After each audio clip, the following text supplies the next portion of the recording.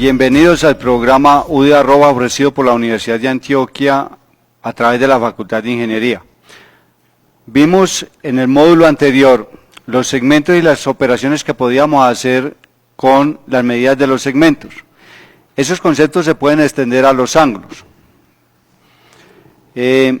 Vamos a mirar algunas preguntas básicas que aparecen en este módulo. Y ¿qué es un ángulo? ¿Cuáles son los elementos de un ángulo? ¿Qué es la medida de un ángulo? ¿Cómo se mide un ángulo? ¿Cuándo dos ángulos son congruentes? ¿Cuándo dos ángulos son iguales? ¿Qué clase de ángulos hay? ¿Cuál es la bisectriz de un ángulo? ¿Qué operaciones puedo desarrollar con ángulos? ¿Qué es la mediatriz de un segmento? ¿Cuándo dos rectas son perpendiculares? ¿Y qué propiedades tienen? Entonces el ángulo, desde el punto de vista geométrico, como lo vamos a ver, vamos a tratar de una definición muy estática. Estática porque también hay definiciones dinámicas sobre el ángulo. Vamos a decir que el ángulo es la figura geométrica formada por dos rayos OA y OB que tienen un punto común. Los rayos se llaman lados, y este es otro lado, y el punto común se llama vértice. El ángulo divide entonces el plano en dos conjuntos. Esto sería lo que estamos definiendo como un ángulo, la unión de dos rayos, que se extienden indefinidamente. Entonces estos son los lados y tenemos aquí el punto común, el vértice. Observemos que hay como un vacío aquí. Esos son puntos interiores al ángulo. Entonces el ángulo tiene aquí unos puntos interiores y todos estos que hay aquí por fuera es lo que constituyen el exterior del ángulo. Entonces tenemos el interior y tenemos el exterior. ¿Cómo denotamos un ángulo? Un ángulo lo podemos entonces denotar como las tres letras que aparecen AOB con el símbolo de ángulo encima, también el ángulo AOB, o también el ángulo BOA,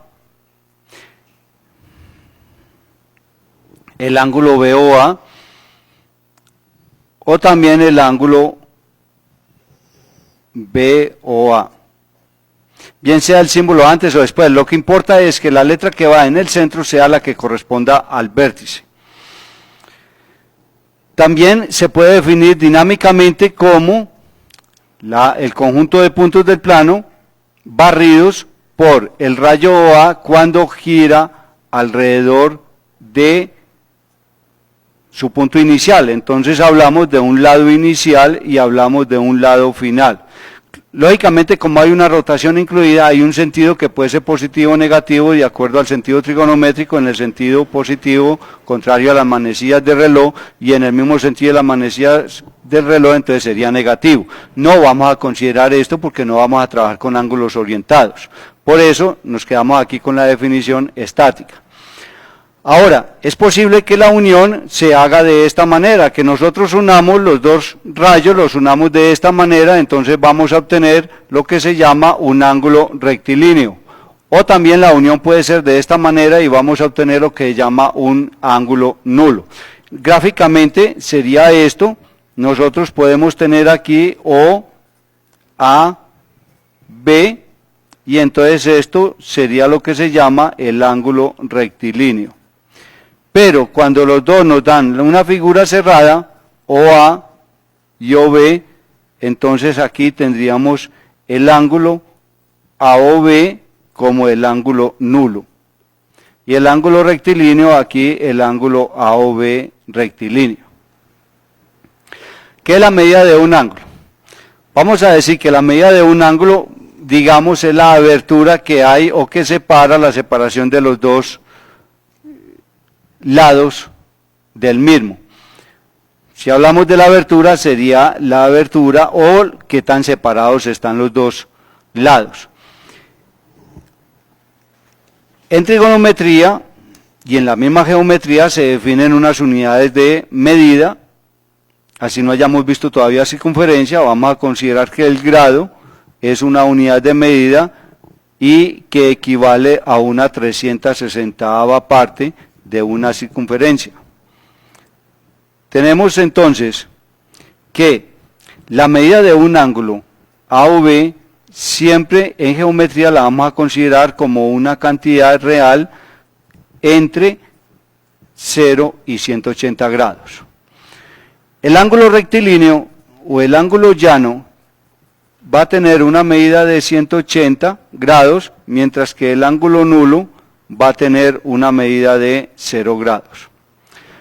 La medida de cualquier otro ángulo siempre entonces va a estar considerada entre menor de 180 y mayor de 0.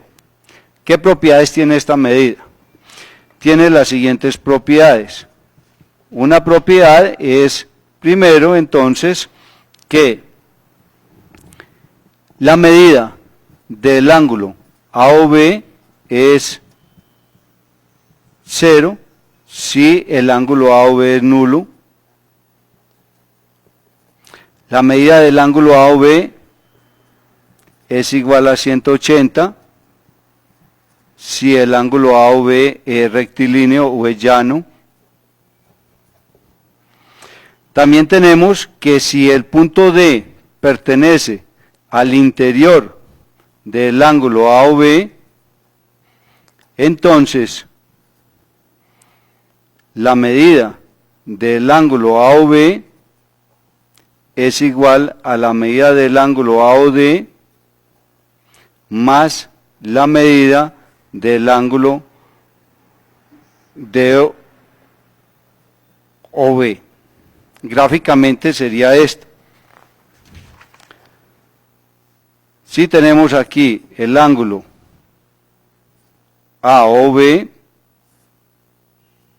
y D es un punto que pertenece al interior, entonces la medida de todo el ángulo es igual a la medida del ángulo AOD más la medida del ángulo DOB. Esto es equivalente al postulado de la adición de ángulos. Adición de ángulos que los segmentos también tenemos. En los segmentos también tenemos el postulado de la adición de segmentos cuando un punto pertenecía al interior del segmento. Entonces hablamos de la adición de segmentos. También tenemos aquí una desigualdad de ángulos o desigualdad angular. Nosotros podríamos decir de que la medida del ángulo AOD es menor que la medida del ángulo AOB, o que la medida del ángulo DOB es menor que la medida del ángulo AOB, una desigualdad de medidas de ángulos o desigualdad angular. En los ángulos se presentan varias propiedades. Esas propiedades serían las siguientes, que se pueden demostrar por reducción al absurdo. Es, si yo tengo un ángulo AOB, entonces el segmento AB pertenece al interior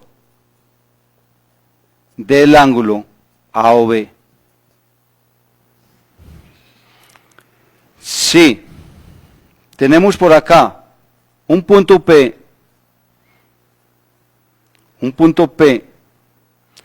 si P pertenece al interior del ángulo AOB, entonces podemos decir que OP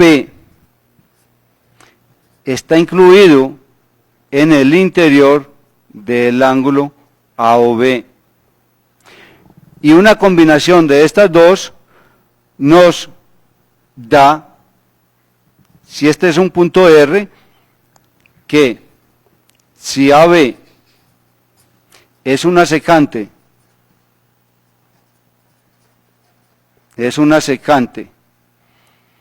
del ángulo AOB y el punto P pertenece al interior del ángulo AOB, entonces OP intersecta, el rayo OP intersecta a AB en un punto llamado R. Siempre se va a presentar eso. Es lo que algunos llaman el teorema de la barra transversal.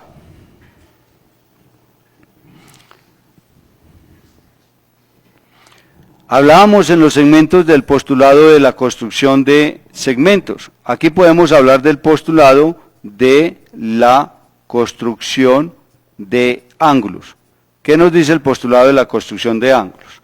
Nos dice lo siguiente, que si este es el borde de un semiplano y tenemos aquí un punto A, entonces existirá aquí un único rayo AP tal que la medida de este ángulo sea una cantidad conocida. O sea que nosotros podemos construir un ángulo dada su medida. Y ese ángulo es único. O sea que no puede existir otro punto P' por acá y este ángulo seguir midiendo N. Esto es imposible de que se dé. ¿Por qué? Porque la medida de un ángulo es única. Entonces no pueden haber dos ángulos en esta situación y que tengan la misma medida. Necesariamente AP' tendría que coincidir con AP. Este nos va a servir posteriormente para demostraciones que vamos a llegar por reducción al absurdo.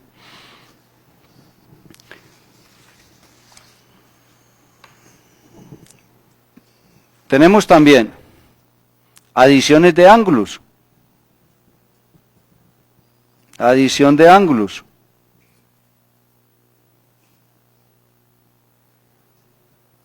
Adición de ángulos. ¿Qué nos dice esto? Que si nosotros tenemos aquí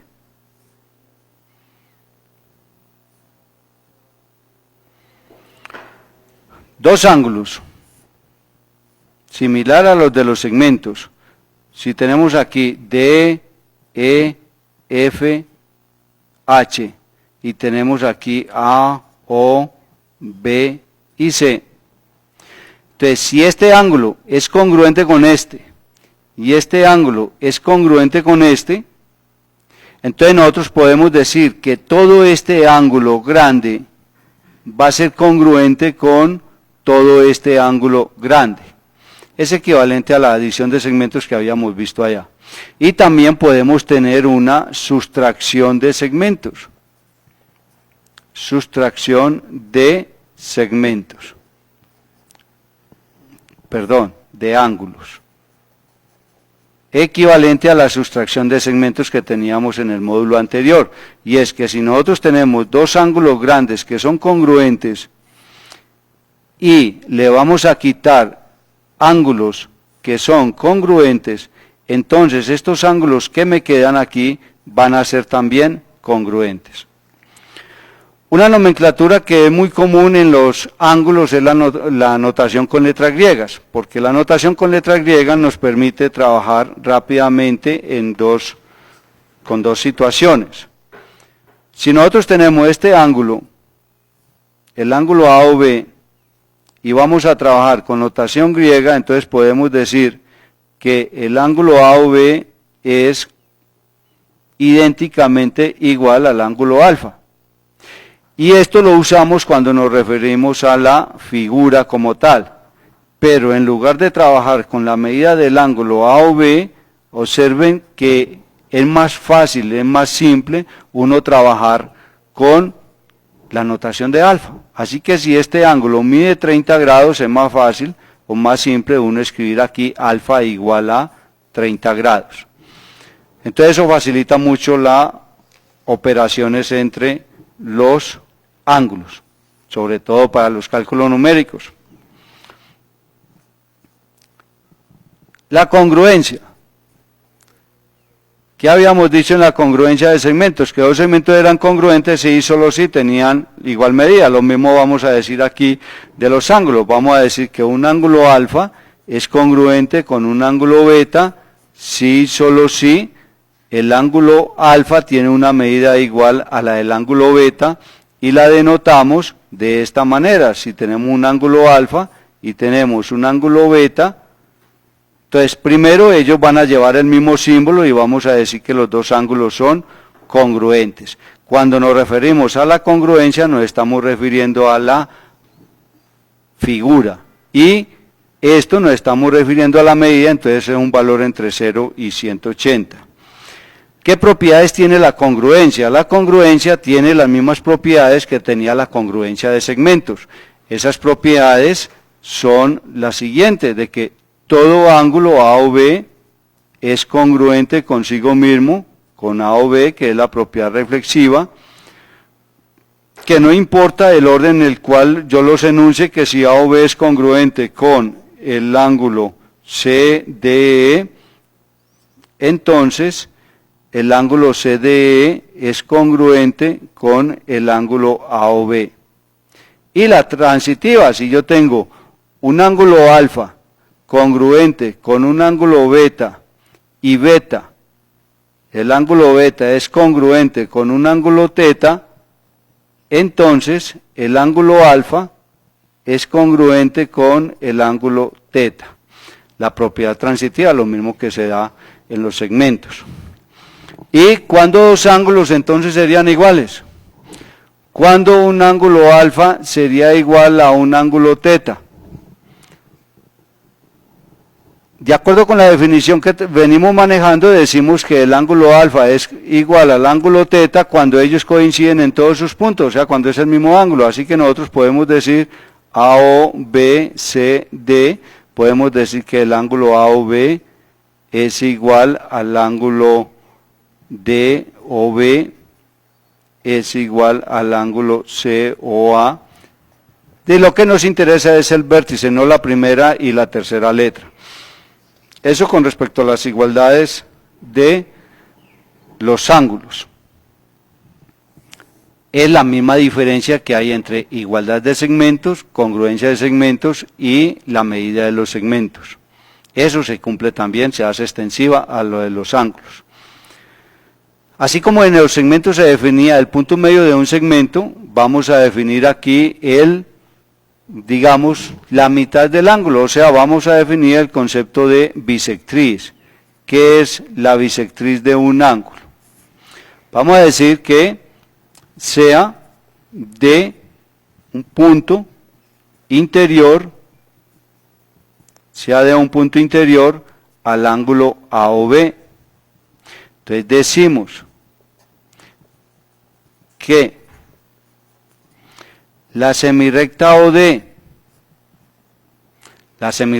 observen que no toma el punto O, de todos modos está incluido ya en el vértice del ángulo, la semirrecta OD es bisectriz de AOB, si solo si determina dos ángulos congruentes, o sea, si el ángulo AOD es congruente con el ángulo DOB. Gráficamente sería entonces la siguiente situación. Tenemos aquí un ángulo AOB, y vamos a decir que en este punto D interior al ángulo, esta semirrecta va a ser bisectriz cuando se determinen aquí dos ángulos que sean congruentes. Así que si todo este ángulo es teta y este es alfa y este es beta, entonces podemos decir que alfa es igual a beta y es igual a la mitad de teta. Entonces ahí tenemos la definición de lo que es bisectriz. Ahora, lógicamente, como en los segmentos, la bisectriz de un ángulo,